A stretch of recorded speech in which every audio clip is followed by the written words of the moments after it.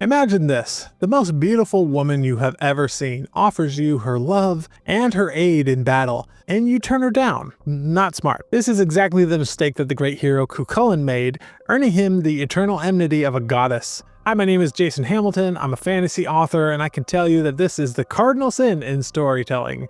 Today we're talking about that spurned goddess, the Morrigan, a master of shapeshifting and fate, who proves that hell hath no fury like a phantom queen scorned. Before she was anyone's enemy, the Morrigan was a powerhouse among the divine rulers of Ireland, the Tuired. These weren't just spirits, they were a race of gods and goddesses who claimed Ireland as their own.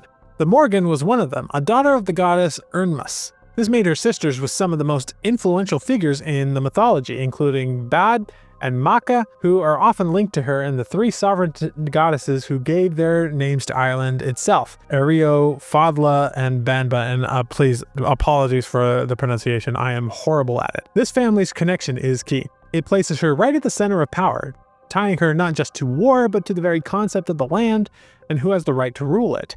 Her first major appearance comes during the First Battle of Tuired, where the Tuired fought the Feud for control of Ireland. The Morrigan and her sisters didn't pick up swords. Instead, they unleashed a storm of magic from the hills, showers of sorcery, clouds of myths, and a rain of fire and blood that demoralized their enemies before the real fighting even began. This was her signature style, not to fight in battle, but to decide its outcome. But her most defining moment came later in the Second Battle of Tuired. The Tuired were now oppressed by the monstrous Fomorians.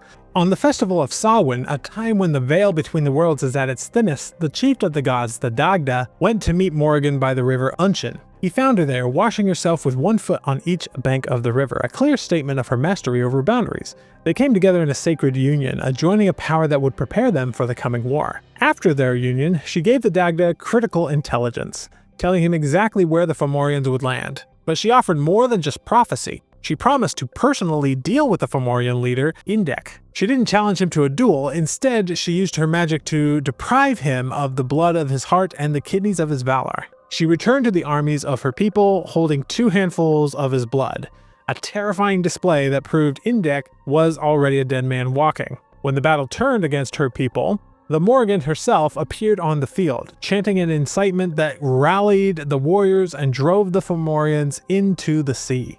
After the victory, she delivered 2 prophecies, one of peace and plenty, and another darker vision of the world's end, a time when order would collapse and all honor would be lost. She saw both the triumph of the moment and the inevitable decay of all things. This victory cemented her status as a protector of her people and a kingmaker, but her relationship with mortal heroes would prove to be far more complicated. Speaking of shared universes, that reminds me, I have a quick thing to mention. I never run ads or take sponsors for these videos, at least not the mid-roll ads, right? But my channel is entirely self-funded. That said, I do have something that you might actually find interesting, which is my Fantasy All Access library. It's a huge shared universe where I and my team write mythology-inspired fantasy books, where all of these pantheons and heroes coexist. It's how I fund this channel, so if that sounds cool, the link is down below. No pressure, just wanted to let you know it exists. The Morrigan's most famous story is her tangled relationship with Ireland's greatest warrior, Cú Chulainn. It's a masterclass in what happens when a mortal man, no matter how great, offends a goddess.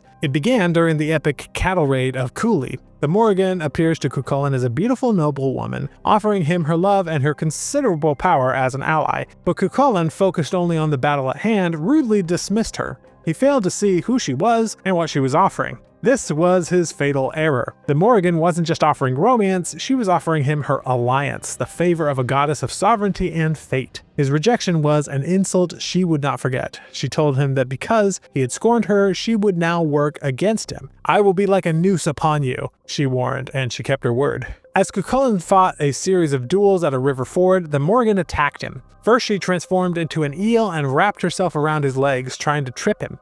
He managed to break her ribs. Undeterred, she became a massive gray wolf and stampeded cattle toward him. He blinded her in one eye with a slingstone. Finally, she took the form of a red-eared heifer at the head of a stampede, and he broke her leg. In each case, he wounded her, but the effort of fighting both a supernatural goddess and a human champion at the same time nearly killed him. After their battle, she tested him one last time. She appeared as an old woman, crippled and blind in one eye, milking a cow. She had the exact 3 injuries Cú Chulainn had given her in her animal forms. But not recognizing her, Cú Chulainn, who was dying of thirst, asked for milk. She gave him 3 drinks. With each drink, he gave her a blessing, as was customary. And with each blessing, one of her wounds was healed. When she was whole again, she revealed herself. Cú Chulainn could only lament that had he known it was her, he would never have spurned her in the first place. But the damage was done. The Morrigan had withdrawn her protection. From that point on, Cú Chulainn's luck began to run out. In the end, when he was mortally wounded in his final battle, he tied himself to a standing stone so that he could die on his feet. His enemies were too afraid to approach, unsure if he was truly dead. They only dared to move in for the final blow after a large black crow landed on his shoulder. It was the Morrigan in her most famous form. There to witness the end she had prophesied. She was there to claim the warrior who had been both her greatest adversary and the object of her desire. Now, the story of Morrigan is more than just a myth. It's a look into the ancient Irish worldview, and it's far more complex than modern interpretations often suggest. To start, her name itself is debated. Most scholars agree that Morrigan translates to Great Queen, which highlights her status and authority. But another interpretation suggests it could mean the Phantom Queen, from an old word for spirits and phantoms. This dual meaning perfectly captures her nature, a majestic sovereign queen who is also a terrifying otherworldly presence. She is often associated with other names like Anand, Babd, and Namain, leading to a lot of confusion. This brings us to the popular idea of the Morrigan as a triple goddess. The texts do mention the 3 Morrigna, and often list her alongside her sisters Babd and Macha. And this isn't the same as the modern neo-pagan concept of the maiden, mother, and crone. That archetype is a 20th century Wiccan idea that has been retroactively applied to Celtic figures. The ancient Irish texts don't support it at all. The Morrigan and her sisters weren't different life stages of one being. They were either 3 distinct sister goddesses who worked together, or their names were used to describe different aspects of war, the frenzy, the slaughter, and the sovereign power behind it all. It was more like a divine special forces unit than a life cycle. So if she's not a simple war goddess, what is she? Her domain is multifaceted. First, we have sovereignty in land. More than war, the Morrigan is a goddess of the land of Ireland itself. Her role is to protect its integrity, and that's why she fights invaders so fiercely. In Irish belief, the king was married to the land through a sovereignty goddess. The Morrigan is a fierce, protective expression of that idea. Her home is said to be the cave of Owainagat, known as Ireland's Hellmouth, a literal gateway to the otherworld. She is the territory. Then we have fate and prophecy. The Morrigan doesn't just predict the future, she shapes it.